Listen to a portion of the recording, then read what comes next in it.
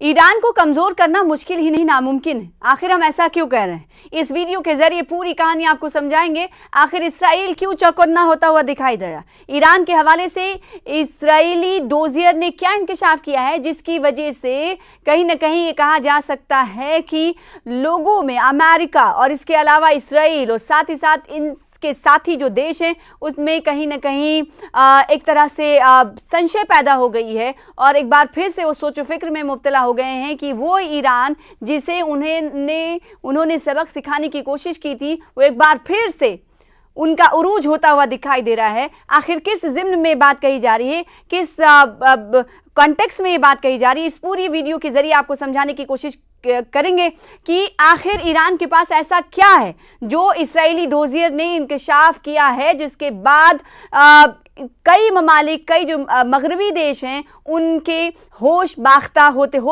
होते हुए दिखाई दे रहे हैं। जी हाँ, इसराइल की खुफिया एजेंसी ने साइंसदानों का डोजियर तैयार करने के बाद इन्हें मारने के ऑपरेशन की शुरुआत कर दी है। अब ऐसा हुआ क्यों? हुआ ये कि इसराइल ने एक डोजियर दिया है। एक डोजियर में इंकशाफ हुआ है कि ईरान के पास 85 से ज़्यादा न्यूक्लियाई साइंसदान मौजूद हैं। न्यूक्लियर साइंसदान मौजूद है, इसका मतलब आप अंदाज़ा लगा सकते हैं वो न्यूक्लियर साइंसदान जो पिछले दिनों हमने देखा था कि उन्हें मारा गया था। पूरे ईरान में हमने देखा था कि गम और गुस्से का इजहार किया जा रहा था और इस ऑपरेशन हैमर में उनकी मौत हुई थी। और वो न्यूक्लियर साइंसदान जो यूरेनियम की अफजूदगी में और जो अलग अलग सैन्य ठिकाने हैं ईरान के, उन्हें खड़ा करने में इन्होंने कलीदी किरदार निभाया है। तो इनकी तादाद कम नहीं हो रही है। यानी ईरान ये कह रहा है, ये दिखा रहा है कि कई को अगर आप 6 को मारोगे तो हमारे 16 साइंसदान और तैयार रहेंगे। ये इससे अंदाजा लगाया जा सकता है। और ये डोजियर कौन दे रहा है? इसराइल ने एक डोजियर में पर्दाफाश किया, इंकशाफ किया है कि ईरान के पास अभी मौजूद है 85 से ज़्यादा न्यूक्लियाई साइंसदान जो कि कहीं ना कहीं खतरे की घंटी के तौर पर मगरबी ममालिक इसे देख रहे हैं। और ना सिर्फ खतरे की घंटी की तरह देख रहे हैं बल्कि इस हवाले से उन्होंने कदम भी उठाने शुरू कर दिए। इसराइल की खुफिया एजेंसी ने साइंसदानों का डोजियर तैयार करने के बाद उन्हें मारने के ऑपरेशन की भी शुरुआत कर दी है। बेशतर साइंसदानों को या तो घर में या सड़क पर मारने का मंसूबा बनाया गया है। ईरान के लिए 2025 कई मामलों में परेशान करने वाला साल रहा है। जैसे कि आपको मालूम है, एक तरफ जहां रवां साल उनकी 3 प्रॉक्सी तंजीमें हमास, हिजबुल्लाह और होसी बुरी तरह कमज़ोर हुए, वहीं दूसरी तरफ उनके 14 न्यूक्लियाई साइंसदान मुख्तलिफ मौके पर हमलों में मारे गए। ईरान की ये सभी 14 साइंसदानों को खुफिया एजेंसी मोसाद ने ऑपरेशन नारनिया के तहत मारा था और ऑपरेशन हैमर भी चला था जो 3 से 4 ठिकानों को तबाह करने की बात अमेरिका की तरफ से कही गई थी। लेकिन ईरान ने इस पर कहा था कि भले ही कोशिश की गई उन्हें मिटाने की, लेकिन कामयाबी ज़्यादा तक नहीं मिली है। हमारा यूरेनियम अफजूदगी का जो काम है वो थोड़ा पीछे चला गया है, लेकिन उसे ख़त्म नहीं किया जा सका है। ये कहीं ना कहीं ईरान के लिए बहुत बड़ी बात थी। ईरान के आला रहनुमा अली खामनेई ने भी ये बात कही थी। अब आपको बताएं कि 14 साइंसदानों को खुफिया एजेंसी मोसाद ने ऑपरेशन नारनिया के तहत मारा था उस वक्त। हालांकि अब भी ईरान के पास 85 से ज़्यादा न्यूक्लियर साइंसदान जिंदा हैं जो अमेरिका और इसराइल के लिए फिक्रंगेज हैं। जैसे कि हमने आपसे कुछ देर पहले कहा था, फिक्रंगेज यूँ क्योंकि होश बाख्ता हो रहे हैं कि एक तरफ जहां इन मगरबी ममालिक की कोशिश ये हो रही है कि इन न्यूक्लियर साइंसदानों को ख़त्म किया जाए, इन्हें आगे बढ़ने नहीं दिया जाए, इन्हें मार दिया जाए, और दूसरी तरफ इनकी फहरिस्त में इजाफा होता हुआ दिखाई दे रहा है। इस बात का इंकशाफ खुद इसराइल के एक डोजियर किससे कहते हैं ये भी आपको बता दें। डोजियर दरअसल एक दस्तावेज़ात होता है, उसका मजमुआ होता है, उसे डोजियर कहा जाता है।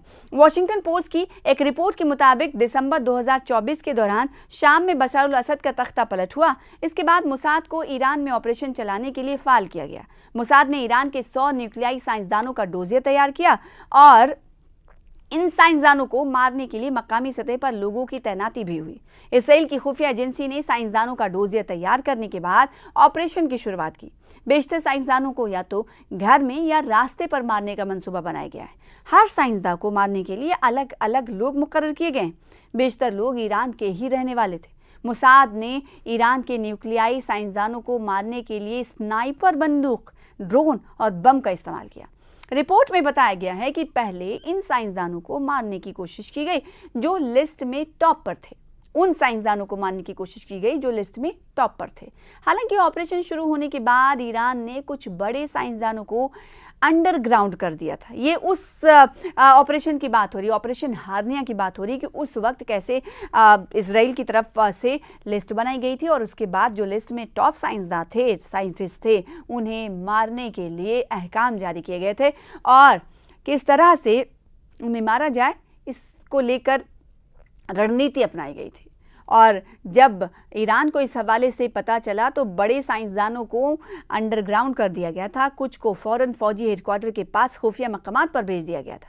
ये 2024 की बात हो रही। बताया जाता है कि अगस्त 2025 में ईरान ने न्यूक्लियाई साइंसदान रोज़बी वादी को फांसी पर लटका दिया था। ईरान का कहना था कि उसने खुफिया जानकारी इसराइल को दी थी।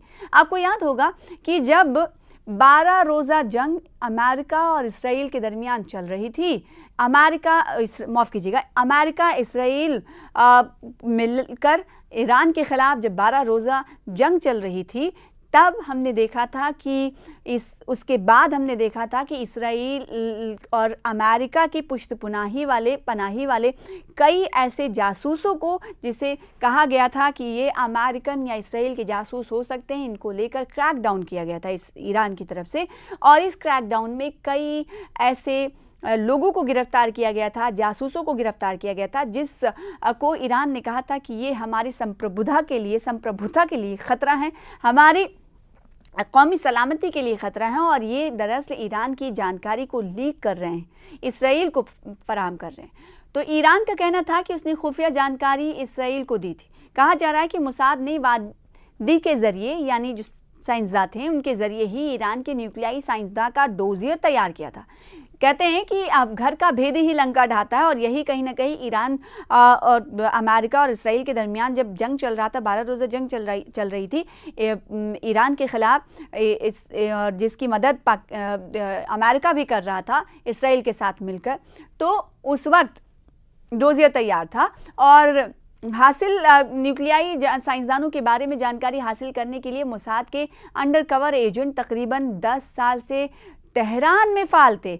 और देखिए ये जानकारियां सब मिल रही हैं एक डोजियर के ज़रिए। इसराइल ने डोजियर तैयार किया है और जिसके ज़रिए पर्दाफाश हो रहा है, और जो ईरान कह रहा था तो कहीं ना कहीं वो बात सच होती हुई साबित हो रही है। जो ईरान कह रहा था कि इसराइल ने यहाँ पर अपने जासूस को भेज रखा है, अंडरकवर जासूस हैं, एजेंट हैं, जिन्हें हम गिरफ्तार करें, जिसे फांसी दी गई थी। और ये अमल ईरान की तरफ से उस वक्त अपनाया गया था जब 12 रोज़ा जंग चली थी। और 12 रोज़ा जंग के बाद उसने अंदरून मुल्क ये क्रैकडाउन चलाया था कि उन लोगों की पहचान की जाए जो इसराइल को खबर लीक कर रहे हैं। आखिर ये कैसे मुमकिन हो जाता है? तभी कहते हैं घर का भेदी लंका ढाता है। बेशतर अंडरकवर एजेंट ट्रक ड्राइवर बनकर तेहरान में सरगर्म थे। स्वीडन और दीगर छोटे ममालिक के सयाहों के सहारे भी इसराइल ने ईरान के बारे में जानकारी इकट्ठा की। इसी बुनियाद पर ऑपरेशन नारायणा का मंसूबा तैयार किया गया। इसराइल ने इसके लिए अमेरिकी खुफिया एजेंसी CIA की भी मदद ली। बहरहाल इसराइल और अमेरिका के जरिए किए गए हमलों के बाद से ही ईरान का न्यूक्लियाई प्रोग्राम ठप है। बैनुल-अक़वामी न्यूक्लियाई निगरानी इदारे के मुताबिक जून 2025 से पहले ईरान ने यूरेनियम की 60% तक अफ़ज़ाइश कर ली थी। अगर ईरान यूरेनियम की 90% तक अफ़ज़ाइश कर लेता है तो वो न्यूक्लियाई बम आसानी से बना सकता है। दूसरी तरफ ईरान के वज़ीर ख़ारजा अब्बास अराग़ची के मुताबिक जिन मकामात पर हमला किया गया है, पहले उसकी सफाई होनी, उसके बाद ही आगे का फैसला लिया जाएगा।